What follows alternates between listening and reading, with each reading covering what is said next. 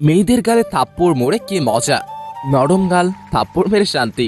ইচ্ছে করতেছে আরো থাপ্পড় মারি। কিছু বুঝলেন না তো, চলুন ফ্ল্যাশব্যাকে যাই। আর কোনোদিন যেন আমার পেছনে না দেখি। আমি কি কুত্তা যে তোর মতো কুত্তির পিছনে যাব? কি আমি কুত্তি? তুই কুত্তি না হলে কলেজের ছেলেগুলো তোর পিছনে কুত্তার মতো ঘুরঘুর করতো না।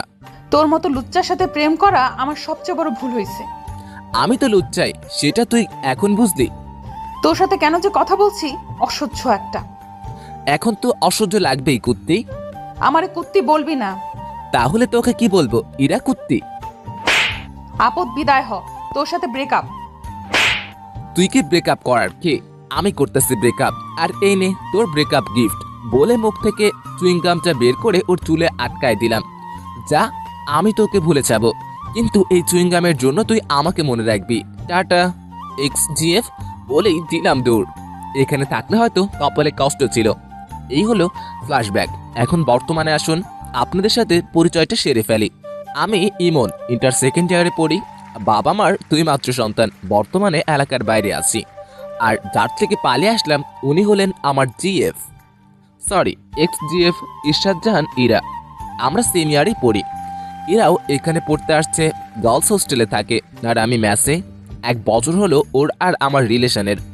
1 বছর রিলেশনে প্রায় প্রতি সপ্তাহে একবার ঝগড়া হবে, আর বাকি দিনগুলো রাগ করে চলে যেত। আমি ইরাকে প্রথম প্রপোজ করেছিলাম। কিছুদিন ঘোরাঘুরির পর রাজি হয়েছিল। ভেবেছিলাম এবার হয়তো লাইফটা মজায় কাটবে, কিন্তু এই মেয়ে যে প্যারা দেওয়া শুরু করছিল, কিছু হইলেই গাইল মায়ের সব একসাথে। আজ আমিও সবগুলো শোধ তুলে নিলাম। সুদে আসলে নরম গালগুলোয় থাপ্পড় মেরেছে কি মজা। ইচ্ছে করতেছে গিয়ে আরো 2-1টা মেরে আসি, কিন্তু বেশি জিনিস ভালো না, তাই আর যাব না। বন্ধুদের কাছে আসলাম, তখন সিয়াম বলল, কিরে হাঁপাচ্ছিস কেন? মামা ইরার সাথে ব্রেকআপ করে আসলাম। তাহলে থাম, আমি গিয়ে প্রপোজটা করে আসি। যা, ওকে আমি থাপ্পড় মেরে আসলাম, আমার রাগটা ও তোর উপর দিয়ে দিবে। তাহলে থাক, চল মেসে যাই। চল। ম্যাচে এসে বিছানায় শরীরটা ছড়িয়ে দিলাম। তখনই ফোনটা বেজে উঠল। হ্যালো, কে? নাম্বারটা দেখো। ভাইয়ার নাম্বার। ভাইয়া বলো। একটা ঘটনা ঘটেছে। কে মরলো আবার? আরে ধুর, ফাজলামি করিস না। কি হয়েছে সেটা বলো। আমি যখন কুমিল্লায় থাকতাম তখন একটা মেয়ে আমার সাথে কাজ করতো।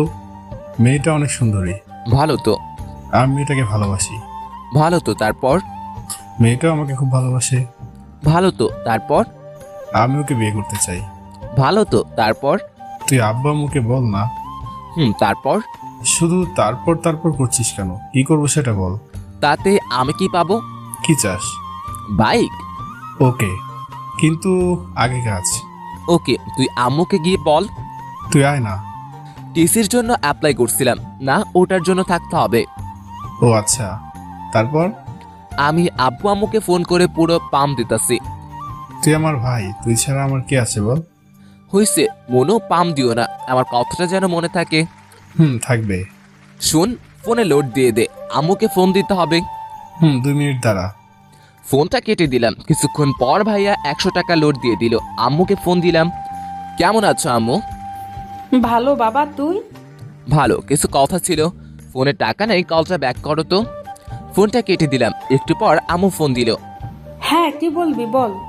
আসলে আম্মু, ভাইয়া না একটা মেয়েকে খুব ভালোবাসে, ওকে বিয়ে করতে চায়, কিন্তু ভয়েতে বলতে পারছে না।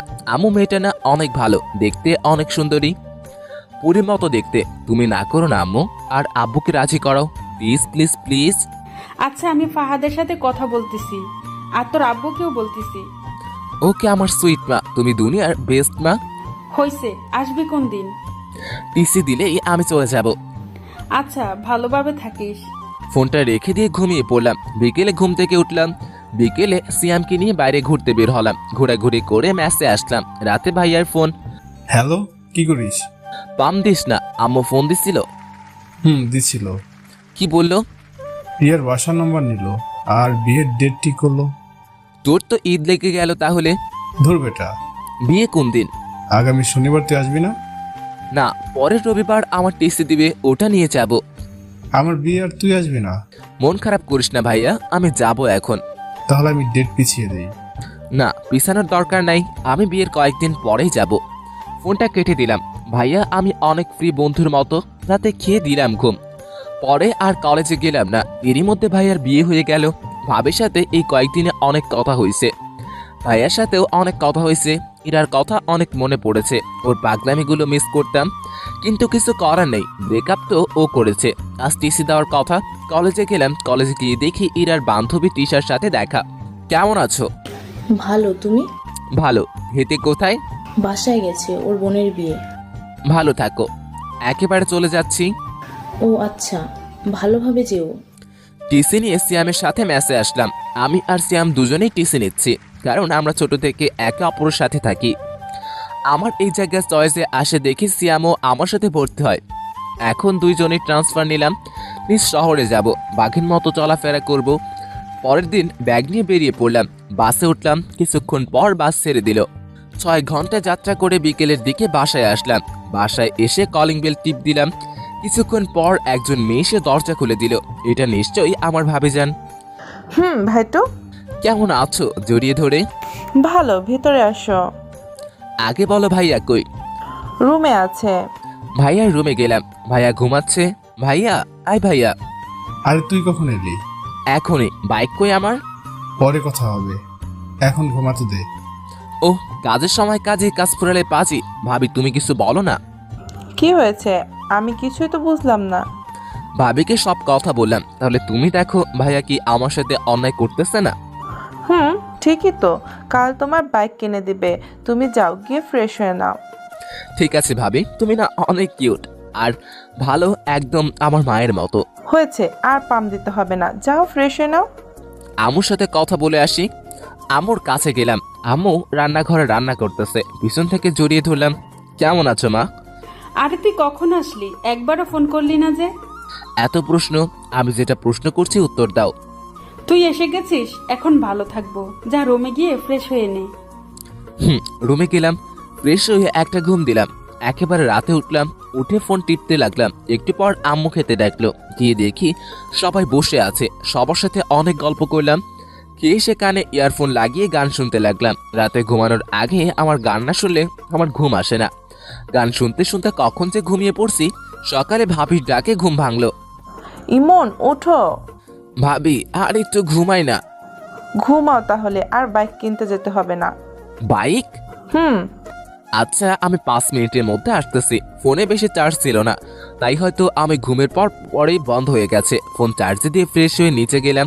নাস্তা করে আমি, ভাবি আর ভাইয়া বেরিয়ে পড়লাম। শোরুমে গিয়ে বাইক কিনলাম। এই নাও চাবি, ঘুরে আসো। আমি চাবিটা নিয়ে ভাইয়ার হাতে দিলাম।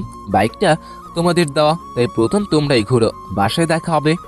ভাইয়া প্লাস ভাবি প্রথমে মানতে চাইছিল না। আমি জোর করে ওদের পাঠিয়ে দিলাম। তারপর সিয়ামকে ফোন দিয়ে আসতে বললাম। কিছুক্ষণ পর সিয়াম আসলো। দুজন ঘুরতে লাগলাম।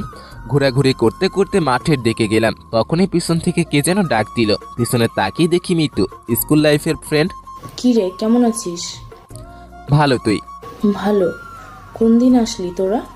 কালকে আসছি, চল বসে গল্প করি। 3 জন মিলে মাঠে বসে গল্প করলাম। দুপুরে বাসায় এসে খাওয়া দাওয়া করে দিলাম ঘুম। বিকেলে উঠে বাইরে বেরিয়ে পড়লাম। সন্ধ্যায় বাসায় আসলাম। ভাবি আর ভাইয়ের সাথে বসে অনেকক্ষণ ধরে গল্প করে খাওয়া দাওয়া করলাম। এভাবেই 1 সপ্তাহ কেটে গেল। ভাবির সাথে খুব ভালো সম্পর্ক গড়ে উঠল। ভাবি আমাকে নিজের ভাইয়ের চোখেই দেখে। আমার কোনো বোন আর ভাবির কোনো ভাই না থাকায় ভাবি আমাকে ভাই বলেই ডাকে, কিন্তু আমি ভাবি বলেই ডাকি। এর মধ্যে কলেজে ভর্তি হয়ে গেলাম। ইমন, উঠ, কলেজে যাবি না? হুম কখন কলেজ ছুটি দিবে? হুম কি উঠ না, হলে গায়ে জল ঢেলে দিব। উঠতেছি তো। উঠে ফ্রেশ হয়ে এসে নাস্তা করে বাইকটা নিয়ে কলেজে আসলাম। ক্লাস শেষ করে বাইরে আসলাম, তখনই ভাবির ফোন। কলেজ থেকে ক্লাস করে বের হতেই ভাবির ফোন। হ্যালো ভাবি। ভাই, আমার একটা কাজ করে দিতে পারবি? বলো। আমার বোন আজ আসবে, তুই যদি ওকে একটু স্টেশন থেকে নিয়ে আসতিস। আচ্ছা, কিন্তু আমি চিনবো কেমন করে? ও নীল ড্রেস পরে আছে, একটু তাড়াতাড়ি যা ভাই আমার, ও ওয়েট করে আছে।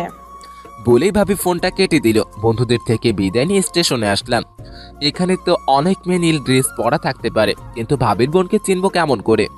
কিছুক্ষণ ঘোরাঘুরি করার পর একটা নীল ড্রেস পরা মেয়ে দেখতে পেলাম, কিন্তু মাথা নিচু করে বসে আছে। আমি তার কাছে গেলাম। এইটাই হয় মনে হয়, কিন্তু এইভাবে বসে আছে কেন? এই যে বেয়ান সাহেব, ভিক্ষা করা হলে বাসায় যাই। মেয়েটা মাথা তুলে আমার দিকে তাকালো। মেয়েটাকে দেখে আমার তো শক খেয়ে মারা যাওয়ার অবস্থা। কুত্তা, তুই এখানে? এই কুত্তি, আমি এখানে আমার ভাবির বোনকে নিয়ে আসতে এসেছি, কিন্তু তুই এখানে কেন? আমি আমার বোনের বাসায় এসেছি। তোর বোনের নাম কি? রিয়া। আর দুলাভাই? ফাহাদ। হোয়াট দ্য আরে ফুডা কপাল, শেষমেশ আমার এক্স কিনা আমার ভাইয়ের শালি। উপরওয়ালা ঠাডা ফেলাও আমার উপরে। কি রে, চুপ কেন? কি বলবো, সবই কপাল। চল এখন। আমি কেন যাব তোর সাথে? তোকে এখনো জুতা মারিনি, তোর কপাল। আমার সাথে যাবে কারণ তোর দুর্ভাগ্য বশত তোর বোন আমার ভাবি, আর আমার ভাইয়ের তুই শালি। আমার কথা শুনে ইরার উপর ঠাডা পড়ার মতো অবস্থা। আমি এই বিয়ে মানি না, আমি এক্ষুনি আপুকে বাসায় নিয়ে যাব। তাই নাকি? যা, আমি আমার ভাইয়ের আবার বিয়ে দিব। আমার কথাটা শুনে ইরা চুপ করে রইল। কি, বাসায় যাবেন না ফিরে যাবেন? ইরা ব্যাগটা নিয়ে উঠে দাঁড়ালো আর সামনের দিকে হাঁটা শুরু করলো। ও সামনে হাঁটছে আর আমি পিছনে পিছনে। আমি বাইকের কাছে এসে থেমে গেলাম, কিন্তু ও হাঁটতে থাকলো। এই যে ম্যাডাম, বাইক এখানে। ও পিছনে তাকালো, আবার আমার কাছে আসলো। আমি বাইক স্টার্ট দিলাম, কিন্তু ও দাঁড়িয়েই রইল। কি হলো, ওঠার ইচ্ছে আছে কি? ইরা কোনো কথা না বলে বাইকে উঠে বসলো। বাসার দিকে যেতে লাগলাম, তখন ইরা বলল, শোন আপু যেন না জানে যে তুই আমাকে চিনিস আর আমাদের সম্পর্ক ছিল। সেটা তুই না বললে আমি বলতাম। ভালো। বাইক চালাচ্ছিলাম, হঠাৎ করে সাইডে মিরর ইরার চেহারাটা দেখলাম। বাতাসে চুলগুলো উঠছিল আর ইরা ওগুলো হাত দিয়ে ঠিক করছিল। খুব সুন্দর লাগছিল। চুইংগিমার জন্য একটা নতুন হেয়ার কাটিং দিতে পারলি, একটা থ্যাঙ্কসও দিলি না। কুত্তা, ওই দিন যদি তোরে পাইতাম, জানিস আমার চুইংগাম উঠাতে কত কষ্ট হয়েছে। ভালো তো।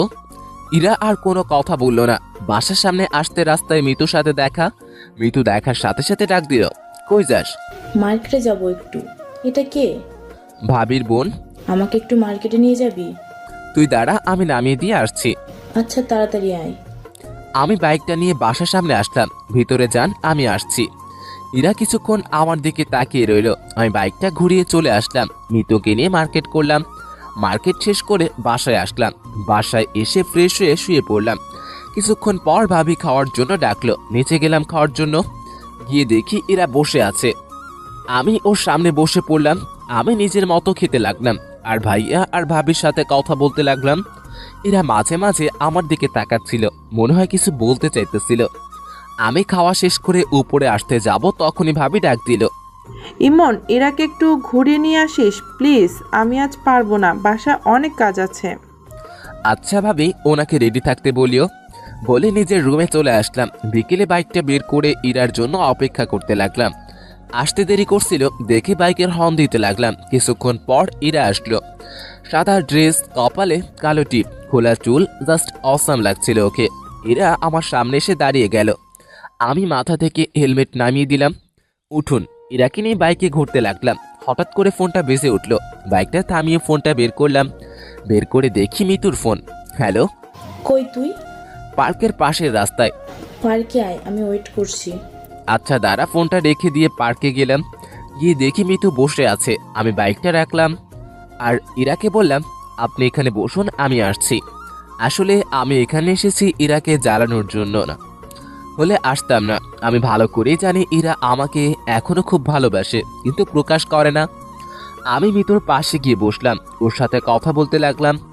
এদিকে ইরা একাই বসে আছে আর ভাবতেছে, কুত্তাটা কোনো দিন ভালো হবে না। এই জন্যই ওর সাথে আমার রিলেশনটা ভাঙলো। ইচ্ছে করছে গিয়ে মাথা ফাটিয়ে দেই। কিরকম কাছে গিয়ে বসে আছে কুত্তা, লুচ্চা বজ্জাত। ইরা ইমনকে যে ইচ্ছে করে গালি দিতে লাগলো। ইমন আর মিতু কথা বলতেছিল। হঠাৎ করে মিতু ইমনের কাঁধে ওর মাথাটা রাখলো। সেটা দেখে ইরার রাগ চরম সীমানায় পৌঁছে গেল। ইরা ইমনের বাইকটাতে একটা লাথি দিল, বাইকটা নিচে পড়ে গেল। আমি পিছন থেকে একটা শব্দ পেয়ে পিছনে তাকিয়ে দেখি বাইকটা নিচে পড়ে আছে। আমি লাফ দিয়ে উঠে বাইকটার কাছে আসলাম। ও খোদা, আমার নতুন বাইক।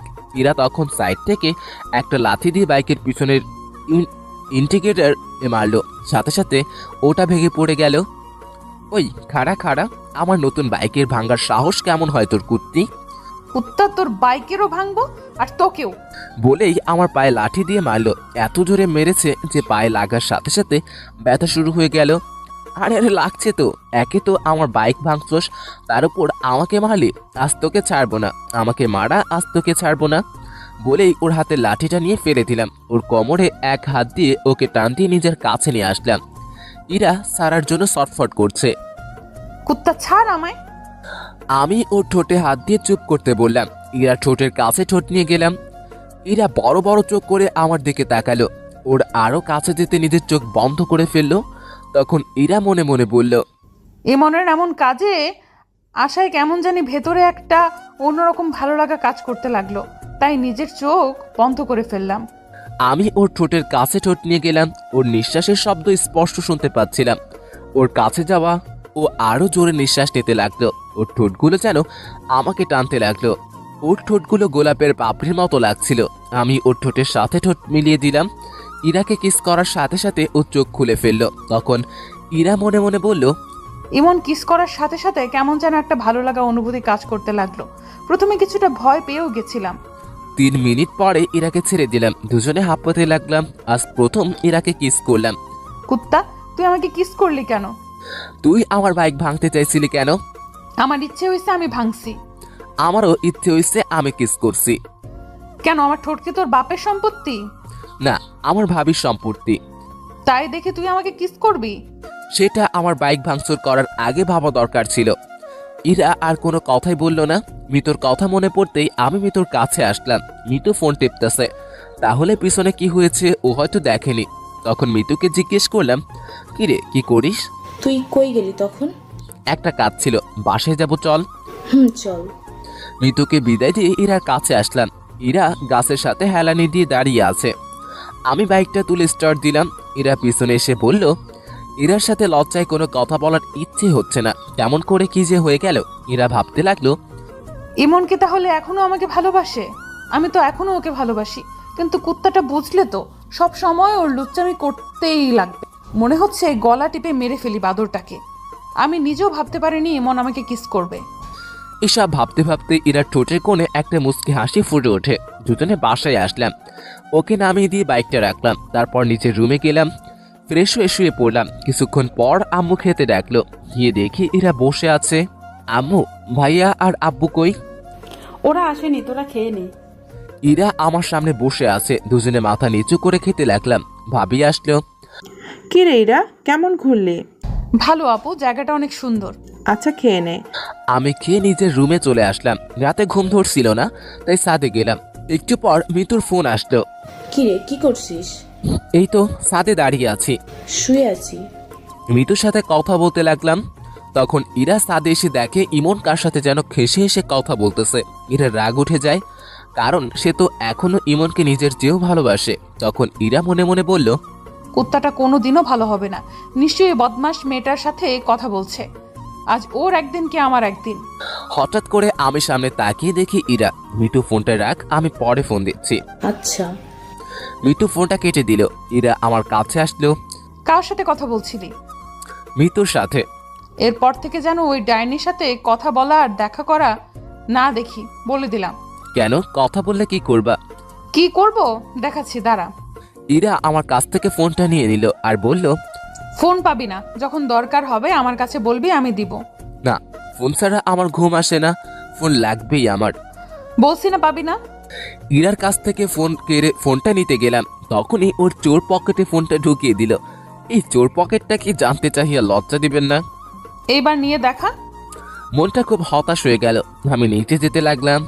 তখন ইরা আমার হাতটা টেনে ধরলো আর ঠোঁটের সাথে ঠোঁট লাগিয়ে দিল। আর ভাবতে লাগলো, হঠাৎ আমার কি যে হলো, এমনকে কাছে টেনে নিয়ে ওর ঠোঁটের সাথে ঠোঁট লাগিয়ে দিলাম। ওকে কিস করার সময় ওর শরীরে এক অদ্ভুত ঘ্রাণ আমাকে ওর আরো কাছে টানতে লাগলো। 5 মিনিট পর ওকে ছেড়ে দিলাম। ইরা এইভাবে কিস করবে ভাবতেও পারেনি। তখন ইরা বলল, আই লাভ ইউ। বলেই ইরা দৌড়ে নিচে চলে গেল। আমি নিজের রুমে চলে আসলাম।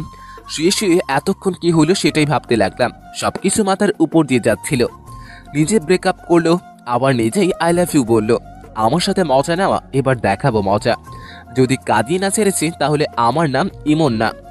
সব প্ল্যান ভাবতে ভাবতে ঘুমিয়ে পড়লাম। সকালে মনে হলো কে যেন আমার দিকে তাকিয়ে আছে। চোখ খুলতেই দেখি ইরা। কি ব্যাপার, আপনি এখানে? আপনি কাকে বলছো? আপনাকে? মজা নেওয়া বাদ দে, মায়ের খাবি কিন্তু। অচেনা কাউকে তো আপনি করেই বলতে হয়। ফাইজলামি বাদ দে, নিচে আয়, আপু নাস্তা করতে ডাকতেছে। বলেই ইরা নিচে গেল, কিছুটা রেখে গেছে। আমি ফ্রেশ হয়ে নিচে গেলাম। সবাই টেবিলে বসে, আমি ইরার মুখোমুখি চেয়ারে বসলাম। খাওয়ার মধ্যেই ইরা পায়ের উপর পা উঠে দিল। আমি ওর দিকে তাকাতেই ও মুচকে একটা হাসি দিল। আমি টেবিল থেকে প্লেট নিয়ে উঠে সোফায় গিয়ে বসলাম। তখন ভাবি বলল, কিরে ওখানে গিয়ে বসলি কেন? টিভি দেখতে দেখতে খাবো। তারপর সবাই খাওয়া শেষ করে যে যার মতো চলে গেল। ভাবি আর আম্মু রান্নাঘরে গেল।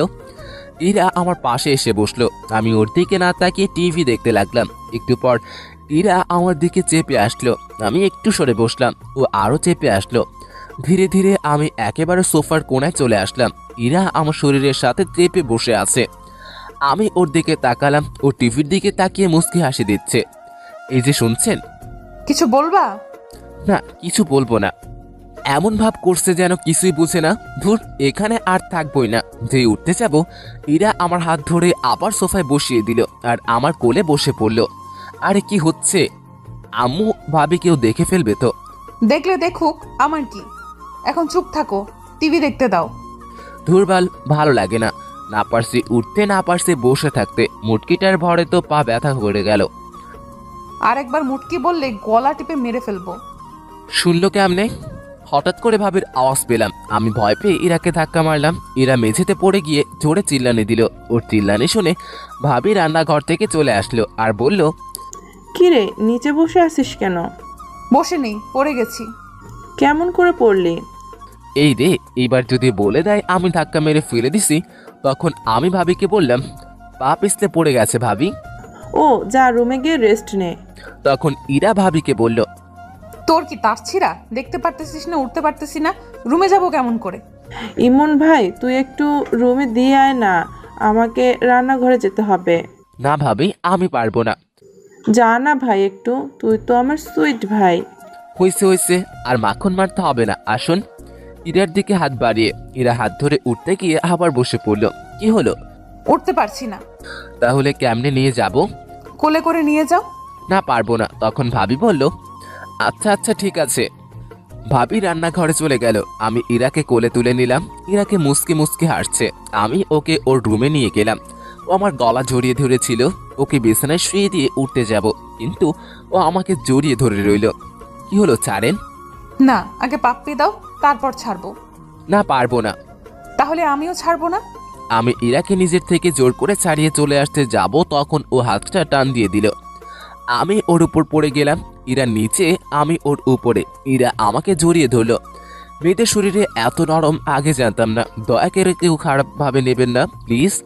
আমি ইরার শরীরের সাথে মনে হয় মিশে গেছি। কি করছেন? সারেন, কেউ এসে যাবে তো। আগে পাপ্পি। পারবো না। আচ্ছা, আমি নিজে নিয়ে নিচ্ছি। যে ইরা আমার ঠোঁটের কাছে ঠোঁট নিয়ে আসতে লাগলো। ভাবি তুমি এখানে? কথাটা শুনে ইরা আমাকে ছেড়ে দরজার দিকে তাকালো। এই সুযোগে আমি পালিয়ে এলাম। কুত্তা, আমাকে টুপি পরানো, পরে দেখে নিব। আমি ওখান থেকে চলে আসলাম। নিজের রুমে এসে ফোন টিপতে লাগলাম। বিকেলে মিতুর ফোন আসলো। কই আছিস? বাসায়। দেখা করতে পারবি? কোথায়? বড় মাঠে আয়। আচ্ছা একটু দাঁড়া, আমি যাচ্ছি। বাসা থেকে বাইকটা নিয়ে বেরিয়ে পড়লাম। ইরার সাথে দেখা হয়নি, চুপচাপ চলে আসলাম। দেখতে পেলে কি যে করতো। মিতুর কাছে আসলাম। মিতুর সাথে অনেকক্ষণ গল্প করলাম। সন্ধ্যার দিকে হঠাৎ ফোনটা বেজে উঠলো। বের করে দেখি ভাবির ফোন। হ্যালো। কই তুই? আমি তো মার্কেটে আসলাম একটু। বাসায় আয় তাড়াতাড়ি। আচ্ছা। মিতুকে ওর বাসায় নামিয়ে দিয়ে বাসায় আসলাম। ফ্রেশ হয়ে ভাবির রুমে গেলাম। গিয়ে দেখি ইরা আর ভাবি গল্প করতেছে আর চা খাচ্ছে। তখন আমি ভাবিকে বললাম, ভাবি ফোন দিলে যে? সে কখন বের হয়েছিস না বলে তাই ফোন দিলাম। বস, তোর জন্য চা নিয়ে আসি। ভাবি চা আনতে গেল। আমি সোফায় বসে ফোনটা বের করে টিপতে লাগলাম। ইরা আমার সামনে এসে ফোনটা কেড়ে নিয়ে বিছানায় ছুঁড়ে মারলো আর রাগী গলায় বলল, কই ছিলি? মিতুর সাথে দেখা করতে গিয়েছিলাম, ও ফোন দিছিল, ওকে জ্বালানোর জন্য বললাম। তুই ওই ডাইনির কাছে গেছিস কেন? আমার ফ্রেন্ডের সাথে আমি দেখা করতে যাব, এটা স্বাভাবিক ব্যাপার। না, দেখা করতে যাবি না, ওই মেয়ের নজর ভালো না। 2 দিন দেখেই বুঝে গেলেন ওর নজর খারাপ? ও তোর দিকে কেমন করে তাকায়। তুই ওর সাথে কথা বলবি না, এমনকি কোনো মেয়ের সাথে কথা বলবি না। কেন? আমি কোন মেয়ের সাথে কথা বললে দোষ আর আপনি ছেলের সাথে কথা বললে কিছু না? আমার কথাটা শুনে ইরা চুপ হয়ে গেল। আসলে আমার ইরার ব্রেকআপ এই কারণেই হয়, ওর একটা ফ্রেন্ড ওকে লাইক করতো আর আমি ওকে বলেছিলাম যাতে ওর সাথে কথা না বলে, কিন্তু ও শোনে নেই। উল্টো আমি কোনো মেয়ের সাথে কথা বললে সে রাগ দেখাতো। এরই মধ্যে ভাবি চলে আসলো। ভাবি আসতেই ইরা নিজের জায়গায় গিয়ে বসলো। এনে চা। দাও। ভাবির সাথে অনেক গল্প করলাম। রাতে খাবার টেবিলে ইরা আমার দিকে মাঝে মাঝে তাকাচ্ছিল, কিন্তু কিছুই বলছিল না। রাতে খেয়ে ঘুমিয়ে পড়লাম। কাল থেকে কলেজ যেতে হবে। সকালে ইরার ডাকে ঘুম ভেঙে গেল। কি হলো? কলেজে যাবা না, উঠো। আমি কিছু না বলে উঠে ফ্রেশ হতে গেলাম। ফ্রেশে বেরিয়ে দেখি ইরা নাস্তা হাতে নিয়ে দাঁড়িয়ে আছে। টেবিলে নাস্তার প্লেটটা নিয়ে আমার কাছে আসলো। আপনি নাস্তা করেছেন? না, সকালে মিষ্টি নাস্তা করব দেখে নাস্তা করিনি। মানে? দাঁড়াও, দেখাচ্ছি। ইরা আমার কাছে আসলো, হালকা করে ঠোঁটে একটা কিস করলো। এই হলো আমার মিষ্টি নাস্তা, তাড়াতাড়ি নাস্তা করে রেডি হয়ে নিচে আসো। বলেই ইরা চলে গেল। আমি এখনো থ হয়ে দাঁড়িয়ে আছি। এই মেয়ের মতিগতি বোঝা আমার পক্ষে সম্ভব না। নাস্তা করে রেডি হয়ে ব্যাগটা নিলাম। নিচে আসতেই আম্মির ডাক পড়লো। আম্মু বলো। এই নে। 1000 টাকা হাতে ধরিয়ে দিয়ে, আমার কাছে তো টাকা আছে। লাগবে, রেখে দে। আর ইরাকে সাথে নিয়ে যা, ওকে একটু তোদের কলেজটা ঘুরিয়ে দেখাস। ও বাসায় একা একা কি করবে? তোর সাথে গেলে মনটা একটু ভালো থাকবে। আচ্ছা, রেডি হতে বলো। আমি রেডি। পিছন থেকে ইরা বলল ও তার মানে আগে থেকেই ঠিক করা সবকিছু, তাই বলি হঠাৎ এত টাকা দিচ্ছে, সেটাও আবার আম্মু, ভাবা যায়? হইছে হইছে, যা এখন। ইরার দিকে তাকালাম। নীল ড্রেস, খোলা চুল, জাস্ট রূপকথার রাজকন্যা। আমি বাইকটা বের করে আনলাম। ইরা বাইরে দাঁড়িয়ে আছে। আমি ইরার সামনে গেলাম। তখন ইরা আমাকে বলল, কেমন লাগছে আমাকে? আপনি কি ফ্যাশন শোয়ে যাচ্ছেন, না ছেড়ে পটাবেন যে এত সাজগোজ? ইরার মুখ কালো হয়ে গেল। ইরাকে এইভাবে দেখলে কলেজের যে কোনো ছেলে ক্রাশ খাবে। তোমার যখন ভালো লাগছে না তাহলে চেঞ্জ করে আসি। থাক, লাগবে না, উঠো। ইরা উঠে বসে আমাকে শক্ত করে জড়িয়ে ধরলো। ইরাকে নিয়ে কলেজে আসলাম। বাইকটা পার্ক করে সিয়ামের কাছে আসলাম। সিয়াম ওর মামার বাসায় ছিল। তখন সিয়াম বলল, কিরে এরা এখানে? সিয়ামকে সব বললাম। ভাই তোর ভাগ্য বলতে হবে। কিন্তু ওকে আগে একটু ভালো মতো মজা দিতে হবে, আমাকে নিয়ে ফাইজলামি। তারপর দুজনে ইরার কাছে আসলাম। সিয়াম আর ইরা কথা বলল। আমি ইরাকে বললাম, আচ্ছা এখানে থাকুন, আমরা ক্লাস করে আসছি। তখন ইরা বলল, আমি কি করব এখানে? চত্বরে বসে থাকুন। আমি একা বসে থাকবো? থাকুন, আমি ক্লাস করে চলে আসব। আমি আর সিয়াম ক্লাসের দিকে যেতে লাগলাম। পিছনে ফিরে দেখি ইরা বসে আছে আর কিছু ছেলে ওর দিকে যাচ্ছে, হয়তো কথা বলবে। ছেলেগুলো ইরার কাছে গিয়ে কি যেন কথা বলতেছিল। আমি আর সিয়াম ক্লাসে না গিয়ে ওদের কাছে গেলাম আর বললাম, কি হয়েছে ভাইয়া? আর ইমন ভাই তুমি এখানে? কি হয়েছে? আসলে ভাই আমার ফ্রেন্ড এই আপুকে অনেক পছন্দ হয়েছে, তাই কথা বলতে আইছিলাম। ওটা তোদের ভাবি হয়? ভাই আগে বলবা তো, ভুল হয়ে গেছে, আর হবে না। আপু মাফ করে দিন প্লিজ। ছেলেগুলো চলে গেল। তখন সিয়াম আমাকে বলল, তোকে আজ ক্লাস করতে হবে না, তুই ওকে নিয়ে ঘুরে আয়। বাইকটা নিয়ে আসি। বাইকটা নিয়ে ইরার সামনে আসলাম। ইরা উঠে শক্ত করে জড়িয়ে ধরলো। সবাই আমার দিকে তাকিয়ে আছে। ভাবিজি রোমান্স বাইরে গিয়ে কইরেন, এটা ক্যাম্পাস। বলে সিয়াম দৌড়ে চলে গেল। আমি বাইকটা জোরে টান দিলাম। বাইক আর মেয়ে পার্টটা দেখতেই হবে। সারাদিন ইরা কিনে বাইকে ঘুরলাম। ইরা সারাদিন অনেক বকবক করেছে। বিকেলের দিকে বাসায় আসলাম। এসে ফ্রেশ হয়ে ঘুম দিলাম। সন্ধ্যায় ঘুম থেকে উঠে পুরো অবাক হয়ে গেলাম। ইরা আমাকে জড়িয়ে ধরে শুয়ে আছে, কিন্তু ও এখানে কখন এলো? আমি ইরার দিকে তাকিয়ে দেখতে লাগলাম। ফ্যানের বাতাসে চুলগুলো উঠছে, মুখটা খুব মায়াবী লাগছে। হঠাৎ করে ইরার ঘুম ভেঙে গেল। কি ব্যাপার, তুমি এখানে কখন আসলা? আসলে আপু তোমাকে ডাক দিতে বলছিল, কিন্তু এসে দেখি তুমি ঘুমাচ্ছ, আমারও ঘুম পাচ্ছিল, তাই এখানে ঘুমিয়ে পড়ি। কি, যদি ভাবি এসে দেখে ফেলতো তাহলে কি ভাবতো? যা ভাবার তাই ভাবতো। এখন উঠে ফ্রেশ হয়ে নিচে আসো। আমার কপালে একটা পাপ্পি দিয়ে ইরা চলে গেল। মেয়েটার মায়ের আরো পড়ে যাচ্ছি। কি যে করি, ওকে কষ্ট দিতে পারছি না। আমি যে ওকে ভালোবাসি, তাহলে কষ্ট কেমন করে দেই? আর ওর থেকে দূরে থাকতেও পারবো না। কালকেই ওকে সব বলবো। উঠে ফ্রেশ হয়ে নিচে গেলাম। ভাবি আর ইরা আর আম্মু বসে কি যেন বলা বলি করছে। আমি যেতেই চুপ হয়ে গেল। তখন আম্মু বলল, ঘুম হলো? তারপর ভাবি বলল, খুব ভালো ঘুম হয়েছে তাই না? কি বলছো কিছুই বুঝতেছি না। থাক, আর বোঝা লাগবে না। আপনাকে আর কিছু বোঝাতে হবে না, বস এখন। আমি গিয়ে ভাবির পাশে বসলাম। তখন আম্মু বলল, তোরা গল্প কর, আমি রান্নাঘরে যাই। আম্মু রান্নাঘরে চলে গেল। তখন ভাবি বলল, আমিও যাই, আম্মুকে সাহায্য করি। ভাবিও চলে গেল। আমি বসে ফোন টিপতেছি আর টিভি দেখতেছি। হঠাৎ ইরা এসে আমার কোলে শুয়ে পড়লো আর টিভি দেখতে লাগলো। আরে কি করছো? ভাবি এসে যাবে তো। আসলে আসুক, আমার কি। ইরা টিভি দেখতে লাগলো আর আমি রান্নাঘরের দিকে তাকিয়ে রইলাম। ভাবি আসছে কিনা ইরার দিকে তাকালাম। ইরা টিভি দেখতে ব্যস্ত। ইচ্ছে করছে ইরার মাথায় হাত বুলিয়ে দিই, কিন্তু কেন জানি সাহস হচ্ছিল না। তাই চুপচাপ বসে রইলাম। একটু পর ইরাকে ভাবি রান্নাঘর থেকে ডাক দিল। ইরা উঠে রান্নাঘরে চলে গেল। একটু পর এক কাপ চা হাতে নিয়ে আসলো, এনে আমাকে দিল আর পাশে বসে পড়লো। অর্ধেকটা চা খেতেই ইরা কাপটা নিয়ে বাকিটা চা খেতে লাগলো। আমি ওর দিকে তাকিয়ে রইলাম। তখন ইরা বলল, কি হলো, এভাবে তাকিয়ে আছো কেন? না এমনি। বজ্জাত কোথাকার। চায়ের কাপটা নিয়ে নিল। রাতে খাবার খেয়ে রুমে আসলাম। এসে গান শুনতে শুনতে ঘুমিয়ে পড়লাম। সকালে ঘুম থেকে উঠে ফ্রেশ হয়ে নিচে গেলাম। ইরা নাস্তার টেবিলে বসে আছে, আমিও বসে পড়লাম। খাওয়ার সময় ইরা পায়ে গোতা দিতে লাগলো। একসময় পা সরিয়ে নিলাম। ইরার পা চেয়ারের সাথে লাগলো, তাই হয়তো ওর মুখ কালো হয়ে গেল। আমি নাস্তা করে কলেজে আসলাম। আজ ইরা কলেজে আসেনি, কারণ ওর ভাবির সাথে মার্কেটে যাওয়ার কথা ছিল। কলেজে ক্লাস করে বের হচ্ছি, তখনই মৃত্যু আসলো। কালকে ওই মেয়েটার সাথে তো খুব ঘুরলি। কেন, কি হয়েছে? না, তোকে একটা কথা বলার ছিল। কি কথা বল? এখানে না, বিকেলে পার্কে আয়। আচ্ছা চল, তোকে নামিয়ে দিই। মিতুকে বাসায় নামিয়ে দিয়ে বাসায় আসলাম। তখন আম্মু বলল, কই ছিলি? কলেজে। কই আবার থাকবো? তোর বাইকের পিছনে মেয়েটা কে ছিল? ও, ওটা আমার ফ্রেন্ড হয়। আর কোনোদিন যেন কোনো মেয়েকে বাইকের পিছনে নেওয়া না দেখি, আর কোনো মেয়ের সাথে প্রেম টেম করা যেন না শুনি। আম্মু। আমার রুমে চলে আসলাম। এসে দেখি ইরা আমার বিছানায় বালিশে মুখ লুকিয়ে কান্না করছে।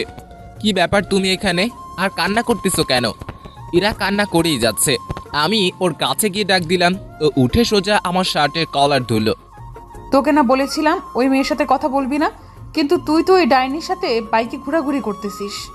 বলেই ইরা কান্না করতে লাগলো। আরে আমি তো ওকে বাসায় নামিয়ে দিতে গিয়েছিলাম। তোকে বাসায় নামিয়ে দিতে হবে কেন? ওর কি হাত পা নেই? ও চলতে পারে না? রিক্সায় যাবে, অটোতে যাবে, তোর বাইকে কেন? আর নিব না, হইছে এবার কলার সারও লাগছে। ইরা আমাকে টান দিয়ে বিছানায় নিয়ে আসলো আর বুকের উপরে মাথা রেখে শুয়ে পড়লো। চুপচাপ থাকবি, আমাকে শুয়ে থাকতে দে। ঠিক আছে, সারাদিন না খেয়েছিলাম, এখনো না খেয়ে শুয়ে থাকি। ইরা আমার মুখ তুলে তাকালো, তারপর আমার কাছে এসে ঠোঁটের সাথে ঠোঁট লাগিয়ে দিয়ে চুষতে লাগলো। পুরো 5 মিনিট পর ছেড়ে দিল। দুজনেই হাঁপাতে লাগলাম। এইবার হয়েছে, এখন চুপচাপ শুয়ে থাকবি। ইরা আমার বুকে শুয়ে পড়লো। এক সময় ইরা ঘুমিয়ে পড়লো। আমি ওকে রেখে ফ্রেশ হয়ে নিচে এসে খাওয়া দাওয়া করলাম। তখন আমি ভাবিকে বললাম, ভাবি আমি তোমার ঘরে গিয়ে ঘুমালাম। কেন, তোর ঘরে কি হয়েছে? তোমার বোন শুয়ে আছে। তাতে কি হয়েছে? তুইও ওই ঘরে গিয়ে ঘুমা। কি বলছো জাতা? আচ্ছা আচ্ছা, তুই আমার ঘরে গিয়ে শুয়ে পড়। আমি ভাবির ঘরে গিয়ে শুয়ে পড়লাম। বিকেলে ঘুম থেকে উঠে দেখি ইরা আমার বুকের উপর মাথা রেখে শুয়ে আছে। কি মেয়ে রে বাবা! আমি ইরাকে ডাক দিলাম। একটু পর ইরার ঘুম ভাঙলো। চোখ মুখে ঘুমের ছাপ কম, রাগেরটাই বেশি। এভাবে তাকিয়ে আছো কেন? তোকে কি বলেছিলাম? আমার তো খিদে লাগছিল, তাই উঠে আসছিলাম। তারপরে কেন আমার পাশে গিয়ে শুয়ে পড়লি? ভাবি বলল যে তুমি আমার রুমে শুয়ে আছো, তাই আমি যেন তার রুমে শুয়ে পড়ি। তাই আমি এখানে এসে শুয়ে পড়ছিলাম। দোষ করছে আবার বড় বড় কথা। এখন চলো, আমাকে ঘুরতে নিয়ে যাবে। কিন্তু আম্মু যে বাইকে মেয়ে উঠাতে মানা করেছে। সেটা অন্য মেয়ে উঠাতে মানা করছে, আমাকে না। কেন? তোমার আম্মুকে গিয়ে বলো। আমি কি জানি? আমি রেডি হতে গেলাম। ইরা রেডি হতে গেল। আমি আম্মুর কাছে গেলাম। আম্মু, আমি কি ইরাকে বাইকে নিব? শুধু ইরাকে নিবি, আর ওকে যদি না নিস তাহলে তোর বাইক চালানো বন্ধ। ধুর, কিছুই বুঝি না। কি বলো? তোমরা বাইকটা বের করে দাঁড়িয়ে রইলাম। একটু পর ইরা এসে উঠে আমাকে শক্ত করে জড়িয়ে ধরলো। দুজনে পার্কের দিকে গেলাম। ইমন, গাড়ি দাঁড় করাও, আমি আইসক্রিম খাবো। আমি গাড়ি দাঁড় করিয়ে ওকে আইসক্রিম কিনে দিলাম। তুমি এখানে একটু দাঁড়াও, আমি ভিতর থেকে আসছি। আচ্ছা, তাড়াতাড়ি আসো। আমি পার্কের ভিতরে এসে দেখি মিতু বসে আছে। আমি ওর পাশে গিয়ে বসলাম। কিরে, কখন এলি? একটু আগে, বস। না বসবো না, কি বলবি বল, আমাকে একটু তাড়াতাড়ি যেতে হবে। I love you. আমি সত্যি সত্যি তোকে অনেক ভালোবাসি রে, আমাকে ফিরিয়ে দিস না প্লিজ। মিতুর কথা শুনে আমি তো পুরাই হয়ে গেলাম। তখনই কে যেন আমাকে টান দিয়ে মিতুর থেকে আলাদা করে দিল। পিছনে তাকিয়ে দেখি ইরা ঠাস ঠাস ঠাস করে 2-3টা পড়ে গেল গালে, মাথাটা ঝিমঝিম করছে। কুত্তা, তোর এই কাজ অন্য মেয়ের সাথে লটর পটর করা? তখন ইরাকে মিতু বলল, এই তুমি আমাকে মারলে কেন? আমি এখানে তোমার সাথে কথা বলছি না, সো চুপ থাকলে ভালো হয়। মানে কি বলতে চাচ্ছ তুমি? তুমি কোন সাহসে আমাকে মারলে? ইরা মিতুকে চড় মেরে বসলো। আমি তো দেখেই অবাক। বলছিলাম না চুপ থাকতে? ইরাকে সাইডে নিয়ে আসলাম। তুমি ওকে মারলে কেন? তুই ওকে জড়িয়ে ধরেছিলি কেন? ভেবেছিলাম আমার ভালোবাসা দিয়ে তোমাকে আবার কাছে টেনে নেব, কিন্তু আমি ভুল ছিলাম। তুমি হয়তো আমাকে আর ভালোবাসো না। আসলে আমি পাগল। কেন যে ভেবেছিলাম তুমি হয়তো আমাকে আগের মতো ভালোবাসো, তাই তো তোমার কাছে নিজের ভালোবাসাটা জাহির করতে গেছি। হয়তো আমার কপালে তোমার ভালোবাসা নেই। আসলে আমার মতো মেয়েকে হয়তো ভালোবাসার যোগ্য নয়। পারলে ক্ষমা করে দিও। ইরা কাঁদতে কাঁদতে মিতুর কাছে আসলো আর বলল, আপু, পারলে আমাকে ক্ষমা করে দিয়েন। আসলে আমি এতদিন একটা ভুল ধারণা নিয়ে বেঁচেছিলাম, সেটা আজ ভেঙে গেল। আসলে কি জানেন, কাউকে ভালোবাসাটা সহজ, কিন্তু বিপরীত মানুষটার ভালোবাসা পাওয়াটা অনেক সময় কঠিন হয়ে যায়। আবার সম্ভব হয় না, যেটা আজ আমার থেকে হয়তো কেউ ভালো বুঝবে না। ইমন খুব ভালো ছেলে, আপনাকে অনেক ভালো রাখবে। মাঝে মাঝে শয়তানি করে, কিন্তু জানেন কি, ওর এটাই আমাকে বেশি টানে। আপনি হয়তো ভাবছেন আমি এসব কেন বলছি। আপনি হয়তো এটাও ভাবছেন যে ইমনকে আমি আপনার থেকে কেড়ে নেব। সেটা নিয়ে ভাববেন না। আমি আপনাদের পথের কাঁটা হব না। ভালো থাকবেন। আর রাগের মাথায় তখন আপনাকে অনেক কিছু বলে ফেলেছি, পারলে মাফ করে দিন প্লিজ। কথাটা বলে ইরা ওখান থেকে কান্না করতে করতে চলে আসলো। আমি বাইক নিয়ে ইরার পিছনে পিছনে বাসায় আসলাম। ইরা ওর রুমে ঢুকে গেল। আমি নিজের রুমে গিয়ে শুয়ে পড়লাম।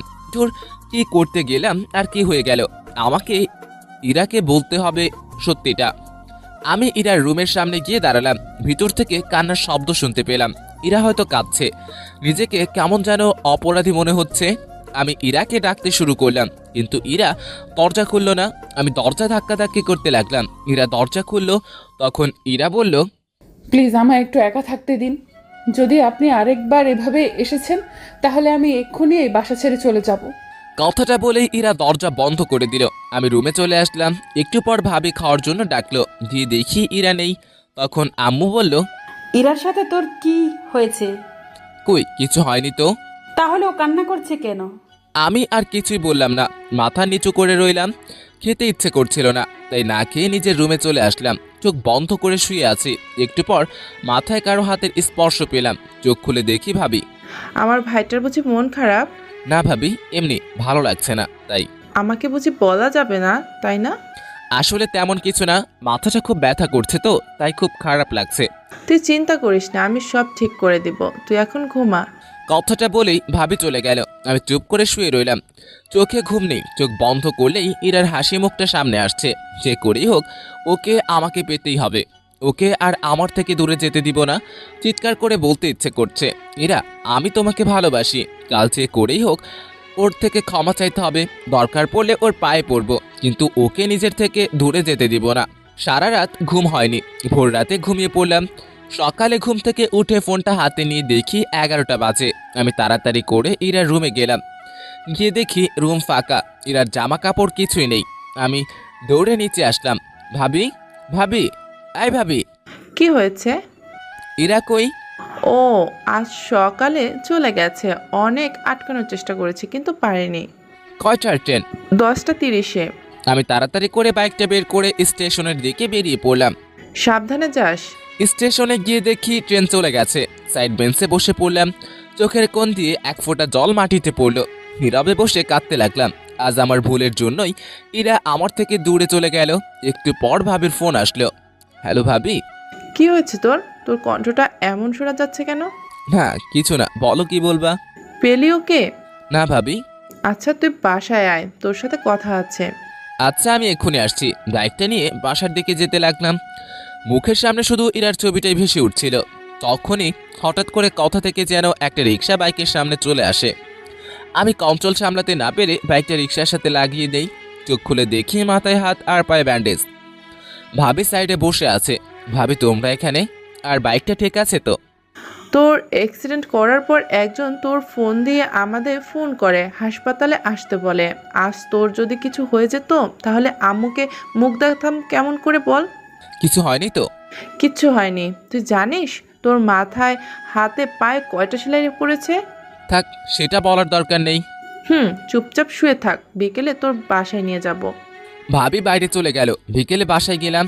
আমি স্বাভাবিকভাবেই হাঁটতে পারতেছি, কিন্তু হাতটার জন্য একটু সমস্যা হচ্ছে। রাতের বেলায় ছাদে বসে আছি। আকাশের তারার মেলা, হাজারো তারার ভিড়ে চাঁদটাকেই দেখছি। একটু পর কেউ পিঠে হাত দিল। পিছনে তাকিয়ে দেখি ভাবি দাঁড়িয়ে। ভাবি তুমি এখানে? এত রাতে এখানে মনমরা হয়ে বসে আছিস এখনো? বলবি তোর কিছু হয়নি তো?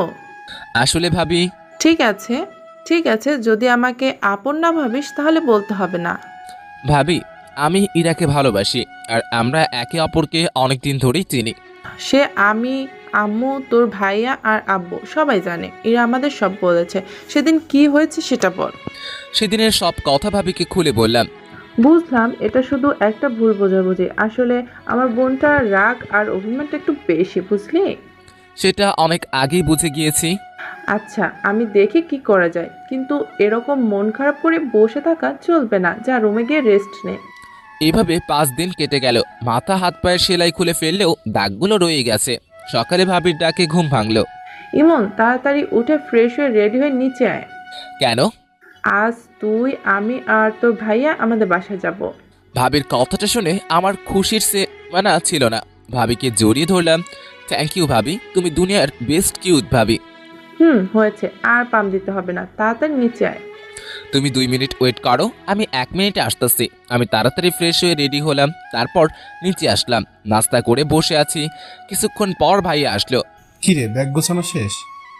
কতক্ষণ আর সময় লাগবে? ভাবি কই? রেডি হচ্ছে। প্রায় 20 মিনিট পর ভাবি রেডি হয়ে আসলো। এতক্ষণ লাগে? হয়েছে, তোর তো আর তর্স হচ্ছে না। কেন? আচ্ছা, তুমি আর একটু ময়দা মেখে আসো, আমরা দাঁড়িয়ে আছি। ওই ছাগল, আমি কোনোদিন ময়দা মাখছি? প্রতিদিনই তো মাখো।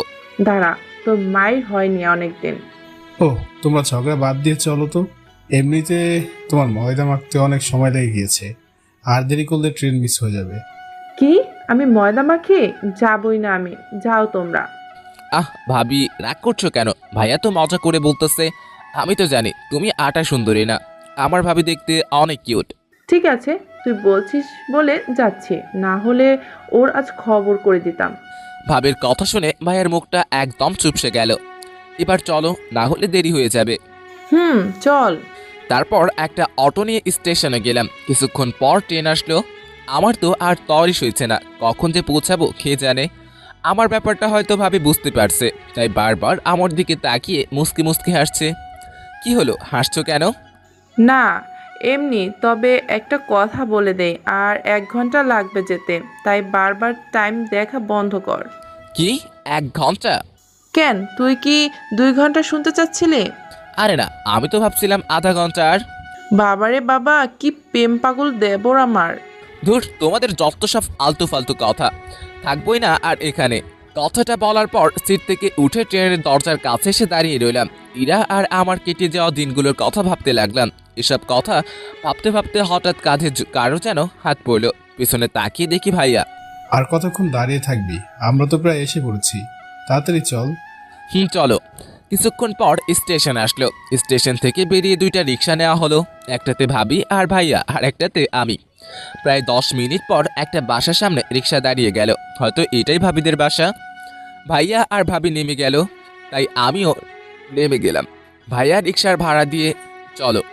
ভাবিদের বাসাটা বেশ সুন্দর। ভাবিদের বাসার দরজার কলিং বেল চাপতেই একটা মহিলা দরজা খুলে দিল, আর ভাবি তাকে জড়িয়ে ধরল। হয়তো এটা ভাবির মা, আর আমার হবু শাশুড়ি। ভাইয়া ওনাকে সালাম দিলেন, সাথে আমিও। তারপর সবাই ভিতরে গেলাম। তখন ইরার মা বলল, ইরা, ইরা, দেখ কারা এসেছে। একটু পর ইরা নেমে আসলো। চোখের নিচে কালো দাগ, মুখ চোখ শুকিয়ে গেছে, হয়তো সারা রাত ঘুমায় না। তখন ইরা বলল, কেমন আছেন দুলা ভাই? ভালো, তুমি? ভালো আছি, তুই কেমন আছিস আপু? আমি তো ভালোই আছি, কিন্তু তুই হয়তো ভালো নেই। চেহারার একই অবস্থা করেছিস তুই, বলতো? ঠিকই বলেছিস, তোদের ওখান থেকে আসার পর সারাদিন মনমরা হয়ে বসে থাকে, কারোর সাথে কথা বলে না, খেতে ডাকলে বলে খেতে ইচ্ছে করছে না। আমি কি করব বল, ওকে নিয়ে খুব দুশ্চিন্তায় আছি। আচ্ছা ঠিক আছে, তুই টেনশন নিও না, এখন আমি এসে গেছি না, সব ঠিক করে দিব। ইরা ইমনকে দোতলার রুমটা দেখিয়ে দে। এতক্ষণ পর ইরার চোখ আমার উপরে পড়লো, কিছুক্ষণ আমার দিকে তাকিয়ে রইল, তারপর আবার মাথা নিচু করলো, তারপর সামনের দিকে হাঁটতে লাগলো। আমি ওর পিছন পিছন হাঁটতে লাগলাম। কিছুক্ষণ পর একটা রুমের সামনে গিয়ে দাঁড়ালো আর বলল, এটা আপনার রুম? ইরার মুখে আপনি কথাটা শুনে অনেক খারাপ লাগলো। আচ্ছা ইরা পাশের রুমে ঢুকে গেল, হয়তো ওটা ওর রুম। ফ্রেশ হয়ে শুয়ে রেস্ট নিতে লাগলাম। কিছুক্ষণ পর ভাবি এসে খাওয়ার জন্য ডাকলো, গিয়ে দেখি রাজকীয় খাওয়া দাওয়ার ব্যবস্থা করা হয়েছে। আমরা আসার সময় কিছু লোক থাকলেও এখন বাসায় অনেক লোক। আমি গিয়ে ভাইয়ার পাশে বসলাম। দুজনকে মরার মতো খাওয়ানো হলো। ভাইয়া ওদের জামাই, ভাইয়াকে খাওয়াক, কিন্তু আমাকে এত খাওয়ানোর কি দরকার ছিল? কোনো মতে রুমে এসে শুয়ে পড়লাম। কি ব্যথা, পেটটা মনে হয় ফেটেই যাবে। সবাই জোর করে ভালোই খাইয়েছে, ভাইয়ার যে কি অবস্থা হচ্ছে কে জানে। ব্যথা। হঠাৎ কে যেন রুমে ঢুকলো, তাকিয়ে দেখি একটা মেয়ে। ভাইয়া আসতে পারি? আসো। এই নিন। হাতে একটা 7 আপের বোতল ধরিয়ে দিয়ে। যাক, মেয়েটা মনের কষ্ট বুঝছে। তোমাকে তো ঠিক চিনলাম না। আমার নাম সিন্তি, আমি আপনার ভাবির চাচাতো বোন। ও আচ্ছা। ভাইয়া একটা কথা বলবো? বলো। আপনার কপালে আর হাতে কিসের দাগ? আমি কিছুদিন আগে অ্যাক্সিডেন্ট করেছিলাম, এগুলো তারই ভালোবাসা। আচ্ছা ভাইয়া, আমি এখন আসি, আপনি রেস্ট নিন। সিনথি চলে গেল। আমি বেশ বুঝতে পারছি ওকে ইরাই পাঠিয়েছে আমার কি হয়েছিল শোনার জন্য। আমি মনে মনে হেসে উঠলাম, খুব ক্লান্ত লাগছিল, তাই ঘুমিয়ে পড়লাম। বিকেলে ভাবির ডাকে ঘুম ভাঙলো। কি হয়েছে ভাবি, ডাকতেছো কেন? ঘুরতে যাব, চল। যাও তোমরা, আমি যাব না। ও ইরাও যাবে আমাদের সাথে, তুই যাবি না? ঠিক আছে। কি? দাঁড়াও, আমি এক্ষুনি রেডি হচ্ছি। ছাগল, তাড়াতাড়ি কর। আমি রেডি হয়ে নিচে গিয়ে দেখি সবাই দাঁড়িয়ে আছে। তারপর বাইরে গিয়ে 2টা রিক্সা নেওয়া হলো, একটাতে ভাবি আর ভাইয়া, আর একটাতে আমি আর ইরা। ইরা রিক্সার এক কোণে, আমি এক কোণে। ইরা অন্যদিকে তাকিয়ে আছে আর আমি ইরার দিকে। হঠাৎ একটা গর্তে চাকা পড়ায় ইরা আমার কাছে চলে আসলো। আমি ইরার হাতের উপর যে হাত দিতে যাব অমনি ও হাত সরিয়ে নিল। তারপর সবাই পার্কে গেলাম। ভাইয়া আর ভাবি এক জায়গায় বসে বাদাম খাচ্ছে আর গল্প করতেছে, আর এইদিকে আমি শুধু বাদাম খাচ্ছি আর ইরা আনমনা হয়ে বসে আছে। একটু পর একটা ছেলে এসে ইরার পাশে দাঁড়ালো আর ইরাকে বলল, কিরে কেমন আছিস? ভালো, তুই? ভালো। এটা কে? এটা দুলা ভাইয়ের ভাই। ও আচ্ছা, হঠাৎ এখানে? এমনি ঘুরতে আসলাম বস। ছেলেটি ইরা আর আমার মধ্যে বসে ইরার সাথে গল্প করতে লাগলো। আমি চুপচাপ ওদের কথা শুনতে লাগলাম। ইরা এতক্ষণ চুপ করেছিল, কিন্তু এখন ছেলেটার সাথে এসে কথা বলছে। এটা দেখে মাথায় রক্ত উঠে গেল। মনে হচ্ছে ছেলেটাকে উড়াধুরা মাইর দেই, কিন্তু কি করব, ইচ্ছে থাকলে উপায় নেই। ভাইয়া ভাবি দেখলে খারাপ ভাববে।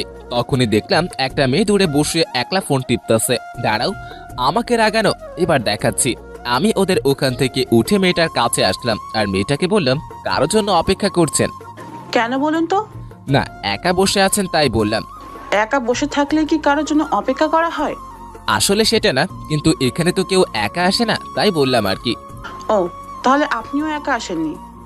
একা আসেনি সেটা ঠিক, কিন্তু একাই আছি। আপনার কথা ঠিক বুঝলাম না। অত বুঝে কি হবে বলেন তো? আমি ইমন।